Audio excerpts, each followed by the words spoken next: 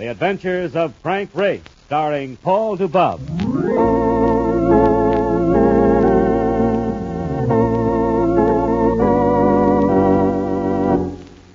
The war changed many things, the face of the earth and the people on it. Before the war, Frank Race worked as an attorney, but he traded his law books for the cloak-and-dagger of the OSS. And when it was over, his former life was over, too. Adventure had become his business. The Adventures of Frank Race.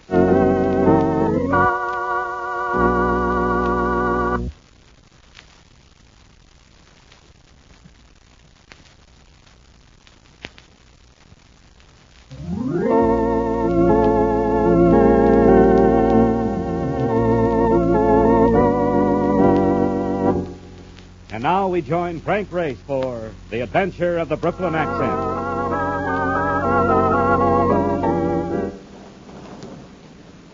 It was what you might call a damp night, the dampness being such that it persisted in sluicing down your neck and surging over your shoe tops. And as we sloshed along a deserted street, I caught a little moan from Mark Donovan. Oh, brother. Just slapped me with a bottle of champagne and called me to Normandy. Cold, Mark? That noise you hear ain't thunder, Frank. It's my choppers hammering together. This is the sunny south, eh? Look, are you sure we're still in the state of Georgia? I figured we walked enough to be just outside Montreal. I'm beginning to think I'm in a state of confusion. I keep getting the feeling that we've turned away from those docks. Have you heard the surf in the last few minutes? I don't hear nothing but a ringing in my ears. Probably the first sign in the morning. All right, you win. We'll go back to that cafe we passed in the last block. Well, now you're talking.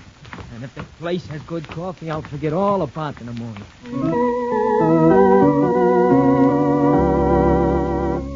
It was a short order spot, presided over by an ancient counterman who greeted us with a lack-tooth grin.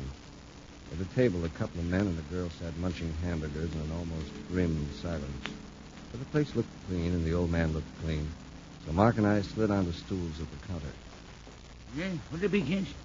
Get hamburgers and coffee. And he asked us what'll it be. All right, Pop, serve him up. Make it heavy on the coffee. Yeah, the name's Pete, not Pop. I ain't so old.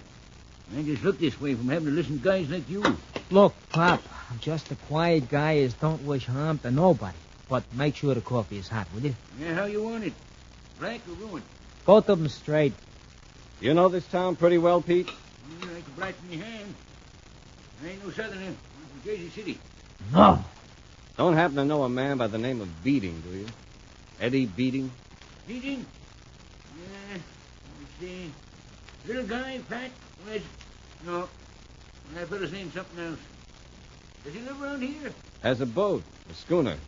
And that's another thing. To get to the docks, do we turn right at the door or left? The docks? Knows the place like the back of his hand, he says. He means the back of his neck. Yeah, you can't right. About 6 blocks. You sure? Positive.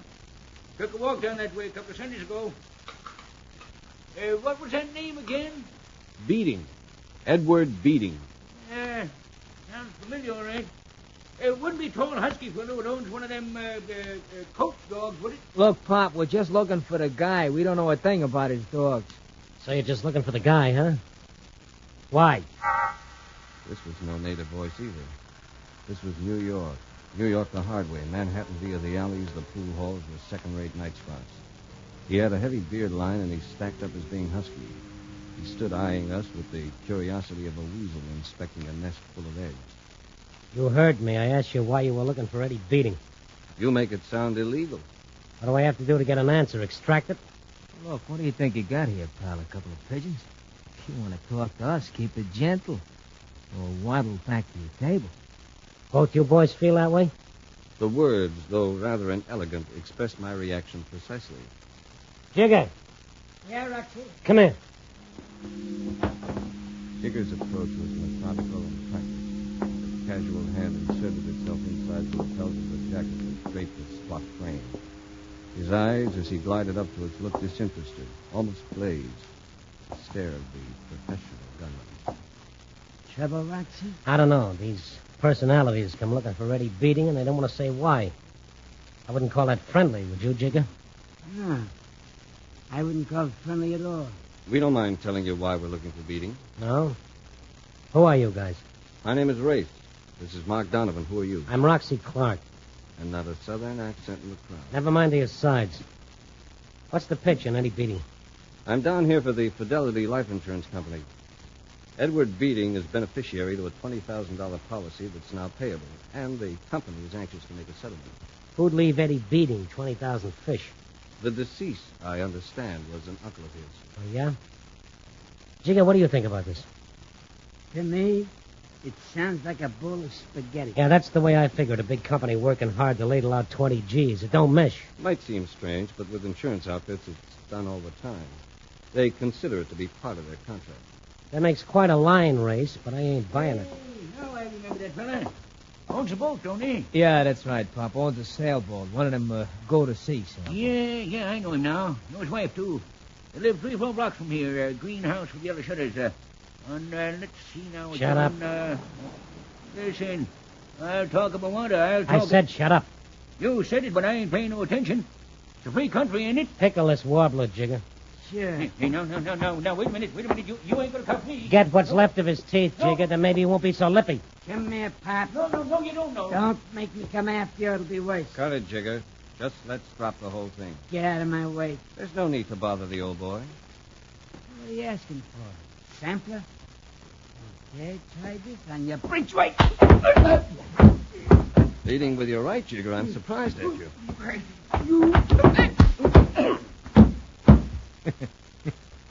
It'll always be the same, Jigger, even if you come in with an axe. Jigger, can you hear me? What is he speaking? Pretty handy with that stuff, ain't you, Race? I haven't met your lady friend, Clark, but I'd like her to know I'm sorry for the disturbance. Don't be sorry, Ray. I always admire artistry. And that was sheer artistry. Wasn't it, Roxy? Susan, stay out of this. Roxy, darling, I've been completely quiet for at least 20 minutes, and that isn't like me at all. You're going to be around for a while, Roxy? Susan, get out to the car. Careful, pet. Your bad temper showed. Grace, I'm Susan Drake. I'm staying at the Jackson Hotel. It's been a bit boring the last day. Why don't you talk? Race. Yes, Clark? This insurance deal, is it on the level? Definitely. So you have to keep looking for Beating. Is that it? That's it. Why? Think I can't find it? No, I wasn't thinking that. I was thinking of the mess of trouble you're going to find with him.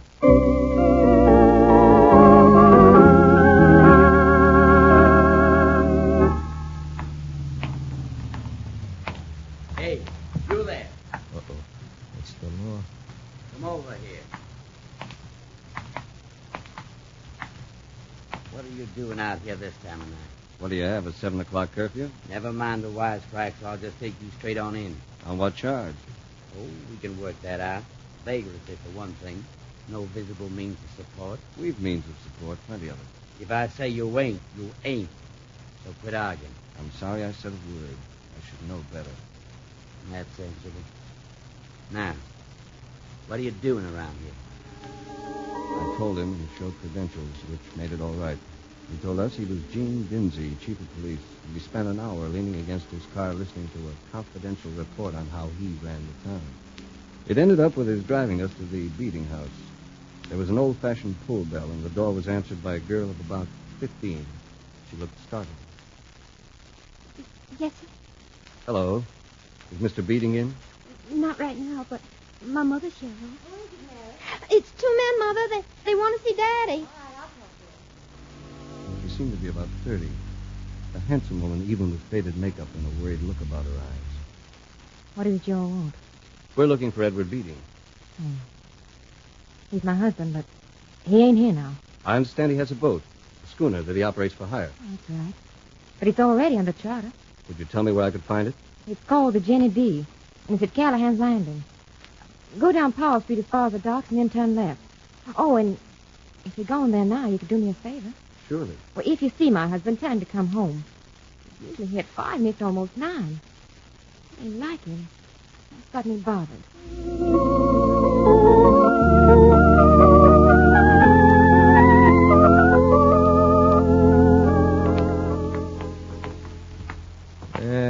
Still pretty cloudy with no sign of a moon.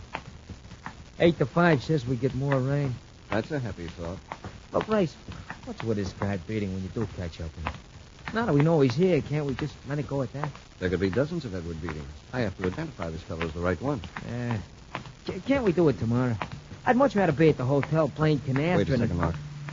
Yes, man. Another car coming up. I've got a feeling we're the ones it's interested in. Oh, great. That's alongside 100 yards of board fence. You're right, they really got us pegged. What's our plan? We'll move apart. If anything breaks, blast the left headlight. I'll take the right. Okay. Hiya, Race. Remember me? It's Jigger, Race. Guy you slugged. Yeah. And now I'm going to play a little tune. All right, Mark!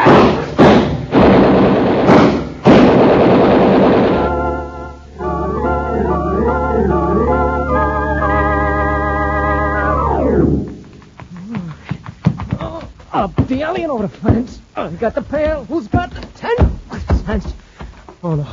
Apparently you're still in the mood for music. Oh, there you are. Listen, I'm in the mood to offer up thanks. That's the closest squawk I've had since I stole a cab in front of the Chicago Express. That goes for you. I agree, but I think we win one of them. Brother, I heard a yelp back there, and it wasn't no cry of delight. Imagine that guy coming after us with a chatterbox just because you cooled him a little. I wonder. Maybe it wasn't Jigger's idea at all. Right now, I wouldn't bet a slot machine slug on nothing. Oh, what do we do next? Still keep looking for that schooner? Might be crowding our luck a little. Let's go back to the hotel and get a night's rest.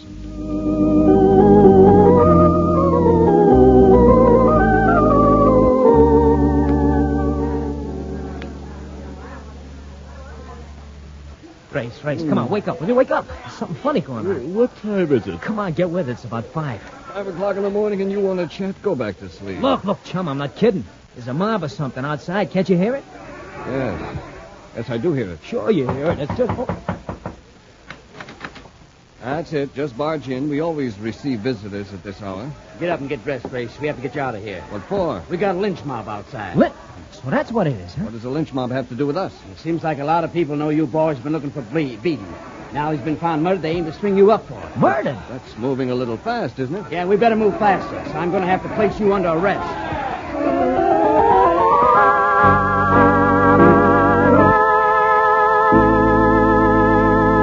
We'll return to the adventures of Frank Race in just about 1 minute.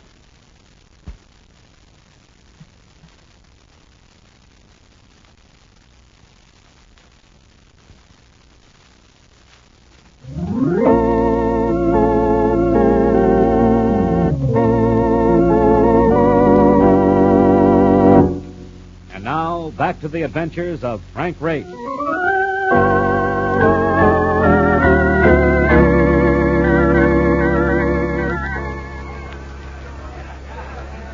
Here was a venture with all the qualities of a nightmare. One of those things where nothing makes sense. We'd been in town only 48 hours, and now we were threatened with lynching. I tried to figure the angles as I got dressed, but nothing gelled.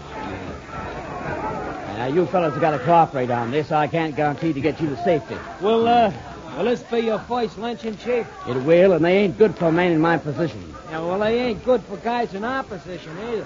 Come election time, and one side won't vote for you because you tried to stop it, and the other side won't vote for you Because you failed to stop it. We understand. But there's something peculiar about this business, Chief. Yeah, I'll say there is. Just take a listen out here, Race. Most of the guys what you're doing are yelling have got Brooklyn accents. Are you sure? Are you kidding? Listen to them Bronx cheers we're getting. You think we were the Giants at Ebbets Field? There's your answer, Chief. It's not a real lynching party at all. It's a frame-up. What do you mean? Know a man by the name of Roxy Clark? I certainly do. He charters Eddie Beaton's boat. Know what he charters it for? Gambling. Brings down parties of them wealthy New Yorkers, and they go out for 3 or 4 days at a time. Ain't none of my affair as long as they do it on the high seas. Well, for some reason, Roxy Clark thinks I'm in his way. That's the reason for this phony lynching bee.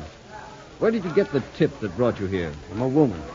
And her name? When a woman gives out information like that over a phone, you ain't going to get a name. She wasn't no southerner. How do you plan to get us out of here? I ain't figured it yet, but I... Why don't you let us go by ourselves? Why don't I? Why, you'd never make it. We'll have a better chance than with you trying to buck that mob. Well, you might be right. Okay, it's a deal. But if you don't make it, don't blame me. If we don't make it, chum, we probably won't be around to blame you.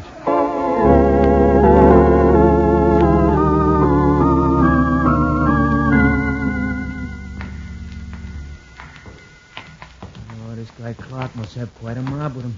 It's a big crowd. Start yelling about something, and you can always draw people who have nothing else to do. Look, tell me, what are we looking for in this cellar? A window? A door. And here it is. Take your hat and coat off. Hat? I don't get it. We go out of here carrying something. Oh, yeah, I get it. Well, we can use these empty cartons. Good enough. Let's go. You better take a look first. Doesn't seem to be anyone around. Come on. Hey, you guys, hold it. Didn't see this light at all. He must have been leaning against the side of the building. Oh, great. He's got that shotgun right on us. Who are you guys? We all work for the hotels. Yeah? Well, I'm thinking different. Put on those boxes and start moving around the front. All right. You're the boss. Come on, Mark, let's go.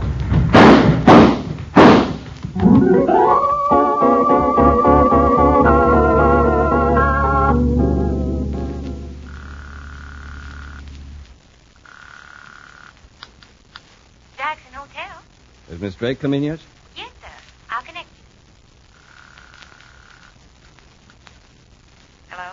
Miss Drake, this is Frank Race. I'm making that call you suggested. Oh. Well, hello. You called earlier this afternoon, didn't you? Yes, I want to express my appreciation for what you did for me. What I did for you? Someone told the chief of police that I was in danger of being lynched. I got the impression it might have been you.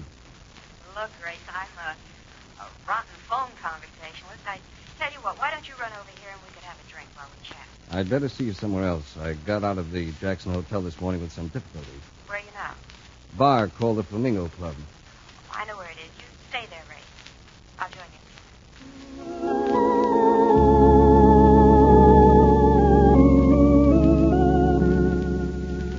We took more than a few minutes, but when she came into the Flamingo Club, I was willing to admit that the wait had been worthwhile. What are you drinking? Scotch and soda. That is a touching outfit. You really like it? You're a very fancy dish, baby. Hello, Gracie. That's darling. What do I have here, a cynic? How about the drink? Martini, Manhattan? Make it a scotch and soda. 2 of them, bartender. Mind if I tell you something about yourself, Miss Drake? Maybe not. You're the wealthy Susan Drake of New York. You've been amusing yourself with the excitement that surrounds Roxy Clark. So? You know what he does down here, don't you? Is that why you brought me to this place? Just to answer questions? If it was, I've already changed my mind. Of course I know why Roxy's down here. What's the story on beating? Why was he killed? Oh, come. What do you think I am, a police blotter?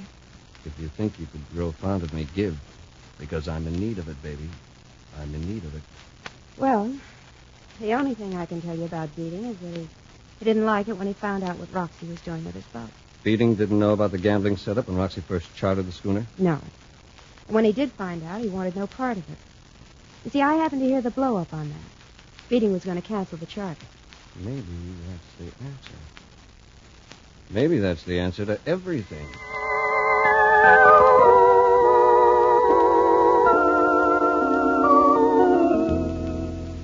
About an hour later, I dropped in at the Beating house. Mrs. Beating, swollen-eyed from crying, was baking pies. Just like a woman, ain't it? But I have to do something. They smell wonderful. I'll bet you're a fine cook. I guess I'm pretty good. It's maybe because I love it so much. I told her about the insurance, and a noticeable lift came to the depression that had gripped her. She got out family documents for me, birth certificates, and a marriage license issued to her and Edward Beating in 1938. But what about the money now that he's dead? Will it still come to us? Certainly. It belonged to your husband. Oh, excuse me, won't you? Hello? Why, yes. He's right here. For you. For me? Thanks. Yes? I had a hunch you'd be there. Guess who I'm with? Why don't you tell me? Roxy Clark. He claims he didn't have nothing to do with that machine gunning deal. How about the lynching frame-up? Claims he did that just to scare us out of town. Wait a second. I'll let you talk with him. Hello, Race. That's on the level about the gunning. That was Jigger Mentone's party. Give my regards to Jigger. I want to talk to you, Race. This thing is getting sticky. No sense of me being hooked by it. Are you protesting your innocence, Roxy? I want to talk to you. I'm going back to the Jackson right now. Can you meet me there? All right. I'll see you there.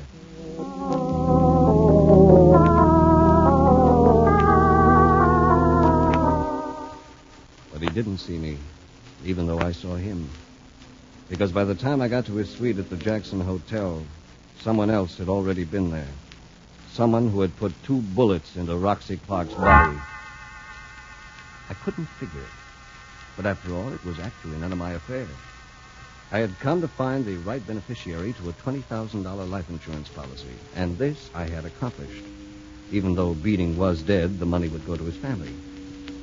So, 5 days later, Mark and I were at the local station, waiting to board a northbound train, with Susan Drake along as a fellow traveler.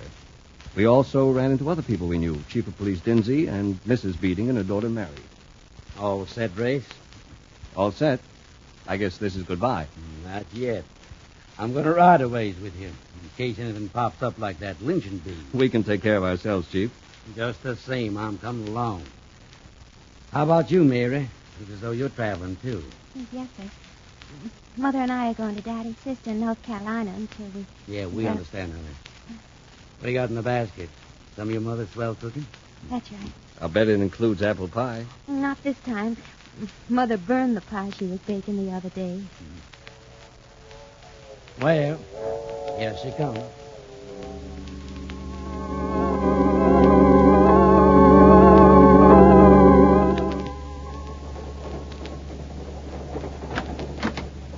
Grace, what are you doing prowling around in the middle of the night? I've been keeping a death watch, Mark. Death watch? I think I've got the key to those killings. But I'm going to have to wait for a play to be made.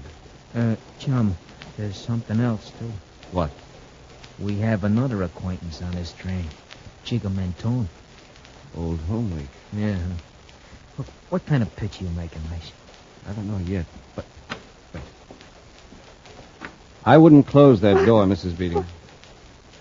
Mr. Race. You mind if we go in? Mind? Of course I mind. Sorry, we're going in anyway. You better stay with us. Yeah, you... Hey, look at the girl. She's been slugged.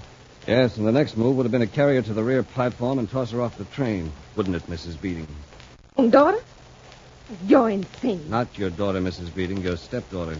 Mary is 15 years old, and you weren't married to her father until 1938. Figure it for yourself. You get out of here. What was the motive? Your husband's will, leaving everything to the girl? You fought with your husband, didn't you? Because he objected to Roxy Clark using his schooner as a gambling ship, because he was going to revoke the charter. You didn't like that, did you, Mrs. Beating? It was letting too much easy money get away. So you murdered your husband. You're just talking. You don't know that. I know you killed Roxy Clark. You killed him because he didn't like being implicated and was going to talk. I know you killed him because you burned your pies that day. A good cook won't burn pies, Mrs. Beating, not unless she leaves them suddenly. To kill a man, perhaps. Get some water for the girl, Mark. She should have plenty to say when she comes to. You ain't getting water from nobody. Move back before this thing in my hand starts talking. It's about time you got here. Sorry, Mark, I missed on this one. So you thought you'd cut in, did you, Jigger? What are we going to do, Jigger? We can't shoot him right here. No, but I can do the same to them that you did to the kid. I owe this guy something anyway. Too slow again, Jigger. Yeah, well, see if that's right.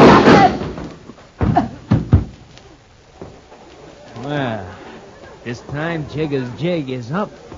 Don't try to get away, lady. Where did you find that pistol, Mark? Must belong to the lady. It was in this open bag right here. All I had to do was reach for it. Be ironic if it turns out to be the gun that killed Beating and Roxy Clark, won't it? Yeah. I'll get the water for the girl from this sink. All right. Hey, you know something, Race? This has been a funny deal. We started out to find a guy in a boat. We never got near either one of them. Grace, what's going on? Give me a hand with this girl, will you, baby? You smell good. Grace, never mind the perfume. What's been happening? Something rather unpleasant, baby. But you know, before we reach New York, this trip may turn out to be most enjoyable.